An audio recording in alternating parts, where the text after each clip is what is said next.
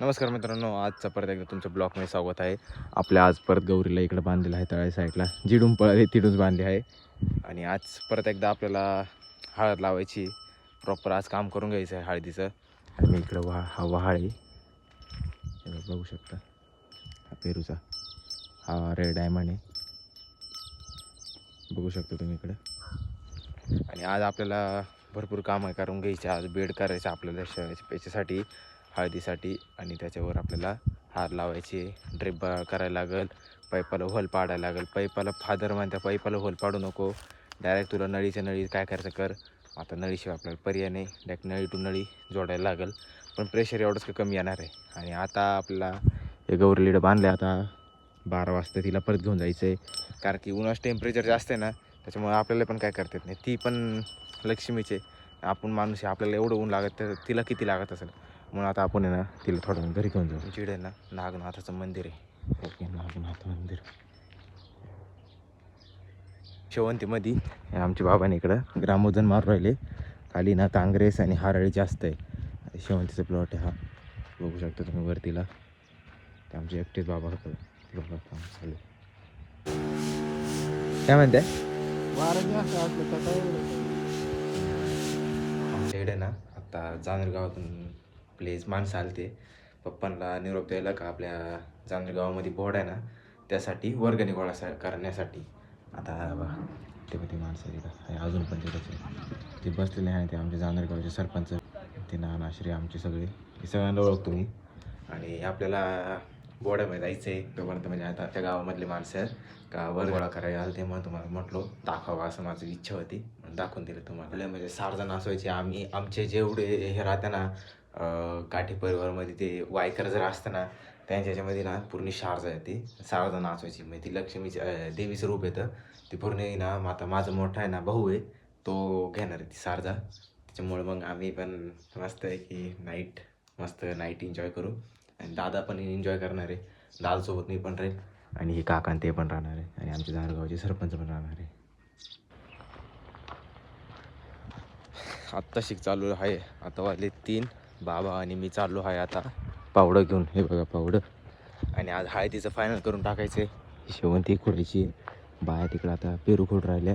त्याच्यामुळं जोपर्यंत पेरू होत नाही तोपर्यंत आपल्या शेवंती पण खोडता येणार नाही, कारण की पेरू पण महत्त्वाचं आहे, शेरू पण महत्त्वाची आहे. मग आता आहे ना बेड तयार करून घेऊ, संध्याकाळी नळी पसरून देऊ, संध्याकाळी लावून घेऊ हळद. झाला हा एवढा बेड तयार. हा इडावर घेतला, तो इडावर घेतला.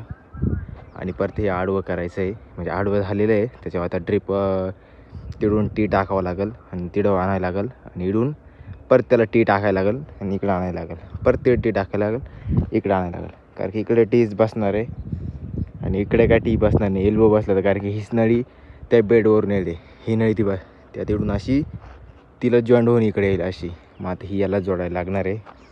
हायच कोदा आता हा कोदा व्यवस्थित करायला लागेल. हा झालाच आहे. आता एक बेड आहे ना मला असं वाटतंय का एक बेड आहे ना इकडे एक मोठ्या गल्लीत घेऊन टाकावं, कारण की ती काही थोडी हळद नाही, जास्त हळद आहे. आत्ता लावली एवढी तर पुढे जास्त भेटेल. मग आता ती लावू, तो एक बेड तयार करून घेऊ. तो अर्धा मी करतो, अर्धा बाबा करून घेतील. कारण की ये ना सगळं कडक आहे, जिडं वल्ली इकडं सगळं कडक माती, सगळी कडक आहे. हे बघा यात काय माता नाही, सगळी कडक आहे ती. त्याच्यामुळे काय कडक असूनही फायदा नाही आपल्याला, कारण की मध्ये गेली तर परत ती काढायची कशी नाही. मग त्याला आपल्याला डायरेक्ट नागर लावल्याशिवाय पर्याय नाही. मग आता अशी झाली, अशी लावून घेऊ संध्याकाळी. झाल्या आहे आता नळ्या पसरून पण. हे बघा या नळ्या पसरवल्या आहे या किडवर. फक्त कनेक्शन राहिले, कनेक्शन पण करता येईल, कनेक्शनचं काही टेन्शन नाही. आता फक्त ही सरळ नेली आहे, इडं डायरेक्ट बंद केलं आहे, ही इडं बंद केलं आहे, ही फक्त एवढीच का सरळ आहे. आणि ही तिरपीहून तिकडे जायला. आता आहे ना फक्त राहिलं काय, ड्रिप चालू करायचं आणि संध्याकाळी लागवड करून घ्यायची वाजता हळदीची. या आणि आमचे बाबा बेडवरून झाला आहे. आता ना घरी चाललो आहे. ही नळी आहे, आता ना ही नळी चालू केली आहे ट्रॅक्टरने, आणि ट्रॅक्टरची डायरेक्ट नळी जोडली त्याला. ड्रिप पडतं आहे पाणी. आणि काय ते काय एवढ्यासाठी काय ड्रिप चालू होणार नाही, एवढ्यासाठी काय ड्रिप चालू नाही होऊ शकत, कारण की पेरूला कालच पाणी दिलं आहे. आणि आहे ना आता पडतं आहे, म्हणून 5-6 मिनटं थांबायचं आहे. 5-6 मिनटानंतर ना अर्ध्या फुटावर इथून लागवड आहे तिथून पुढं 1-1 फुटावर आहे. आता लावून घेऊ मग दाखवतो तुम्हाला. सगळं झालं का लावून टॅग घरी जायचं असलं का तेवढा झालेले आहे. थोडी राहिली फक्त हा एवढंच बेल्ट राहिला तिथून मिडवत आणि हाय पण झाला आहे कम्प्लीट. ट्रॅक्टर आता इकडे लावला. चांगलं व्यवस्थित पडू राहिलं पाणी एकदम चांगलं एकदम भारी पडतं आहे. फक्त राहिलं उद्याचं टेन्शन का ही नळीचं आहे ना आता हिचं उद्या चालू करावं लागेल. कारण की इथं जेव्हा पेरूला पाणी पडेल ना तेव्हाच पाणी पडलं पाहिजे असं करायचं. झंझटच नाही ही नळी ना तिला काही कट मारता येणार नाही ही नळी. कारण की हीच नळी ना ती तिडून पुढून त्या बुच्छेपासून हा लंकी डॅक तिकडे कोपऱ्यात जायले म्हणजे ही भरपूर जायले लांब. त्याच्यामुळे हिला आधीच प्रेशर कमी आहे. मेचर काय जोडायत मजा नाही. आपल्या डॅक हिच्यामध्ये जोडायला लागणार आहे. घरी आलो आहे झालं आहे आता हळद लावायची. मला सॉक्स बोलले झाली बूट धुतले होते. आता घरी आलो आहे आणि तिकडे आमच्या तळ्यावर आहे ना ते हनुमानसाठी ना ते आपले शिपत्ते नाही का सो काहीच त्यांना ना पाणी दिलं आहे. आणि हे बाई रुईचं झाड नाही का आपण शनिदेवाला आणि मारुतीला आपण देतो ना ते साठी ना ते नाशिकवरून गंगेवरून इडवर येत्या ते पानं घेण्यासाठी घ्यायसाठी. आम्ही काय पैसे घेते नाही. ते आले दररोज येत्या म्हणजे 8-15 दिवसाला येत राहते इडं. आता ते जातील दुपारचे पाणी प्यायला नाही म्हणजे 2 वाजेपासून पाणी प्यायला नाही. ते 2 वाजेपासून 2 वाजता काय म्हणतात 2 वाजता किती तापमान राहतं. आणि मग त्यांनी एवढी बॉटल खाली केली. ही 800 ml का 900 ml आहे. ही आपल्या ना आडगाव DMartवरून घेतलेली. ते एवढी ताण लागली पूर्ण पाणी प्यायलं. त्यांना म्हटलं अजून पाणी आहे प्यायचं का. ते बोलते नाही बास. मस्त थंड पाणी दिलं माठातलं आणि फ्रीजमधलं दोन्ही मिक्स दिलं. त्यांना भारी वाटलं. मलाचा आनंद आला. मम्मी त्यांनी ही बॉटल आहे ना पूर्ण खाली केली माहिती का. एवढी ताण 2 वाजेपासून त्यांना पाणी लागत होतं. ते बोलले अगं ते नाशिकचे इडं येतं ते याला घ्यायचं पाणी घ्यायला. त्याच्यामुळं मग ते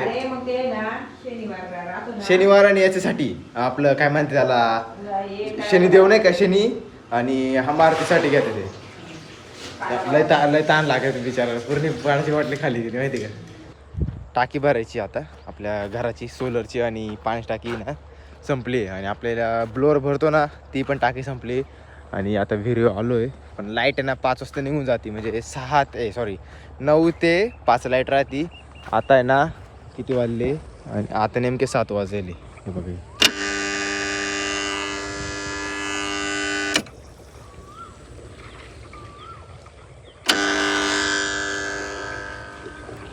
7 वाजता लाईट जाती. नाही बघा विहीर एवढी भरलेली आहेच. तिकडं पाणीच नाही हो राहिलं पण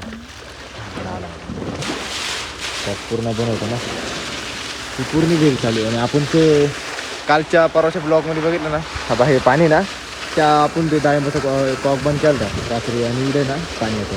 आणि ते पाणी ना मोठ्या म्हणजे पप्पाच्या भावाचं तिकडं पाणी चालू विहिरीमध्ये. चुलत्यालाच पाणी चालू आहे आणि माझे नानाला पाणी चालू आहे.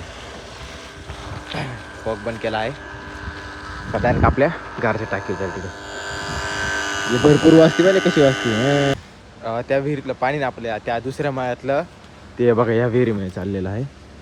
हे बघा तू बघा किती लाल तू हे वरती काळे तेच गोड लागत्या. आणि या विहिरीमध्ये पाणी चालू आहे. ही विहीर खूप जास्त खोल आहे. हिला पाणी नाही. या आपल्या विहिरीतून पाणी चालू आहे. बघा ते पाणी आपल्या त्या जो मळा दाखवलं तुम्हाला तो गाईचं तबेला आहे तिकडं गोठा गाईचं तिकडलं पाणी इकडं आणतो आम्ही ह्या मळ्यामध्ये. तिकडून म्हणजे आपला नाशिक एअरपोर्ट हायवे ना त्याच्या खालून तो पाईप येईल. आणि आपल्याला ना तिकडून किती लांब पडतं साधारण 6 किंवा 5च्या आसपास किलोमीटर पडतं. तिकडून पाणी इकडं आम्ही मळ्यात आणले.